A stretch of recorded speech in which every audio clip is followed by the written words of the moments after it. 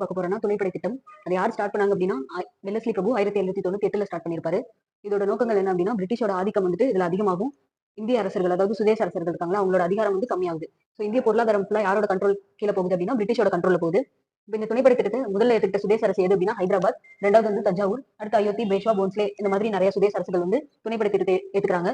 இதோட முக்கிய அம்சங்கள் அப்படின்னா முதல்ல என்னன்னா இந்திய படைகளை வந்து கலைச்சிடணும். சோ பிரிட்டிஷ் ஒரு குறிப்பிட்ட படையை தருவாங்க. அது வந்து அதை வந்து இந்திய மன்னர்கள் வந்து என்ன பண்ணணும் அப்படின்னா நிர்வகிக்கணும். அதுதான் இந்த துணைப்படை திட்டத்தோட ஒரு நோக்கமா இருக்கு. அடுத்து வந்து எக்கனாமிக்கலா இது எப்படி ஆகுது அப்படின்னா வளங்கள் நிறைய வந்து சுரண்டப்படுது பிரிட்டிஷால. இந்திய வளங்களை சுரண்டாங்க.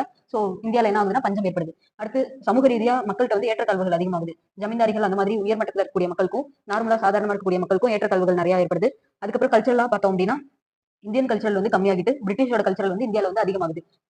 இந்த துணைப்படை திட்டத்தோட விளைவுகள் பார்த்தோம் அப்படின்னா இந்திய சுதேச அரசர்கள் அதுக்கப்புறம் மக்கள் அவங்களோட சுதந்திரம் ஃபுல்லாவே வந்து இழக்கப்படுது. அடுத்து வந்து முழு பொருளாதாரம் எல்லாமே யாரோட கண்ட்ரோல் கீழே போகுதுன்னா பிரிட்டிஷ்க்கு கீழே போகுது.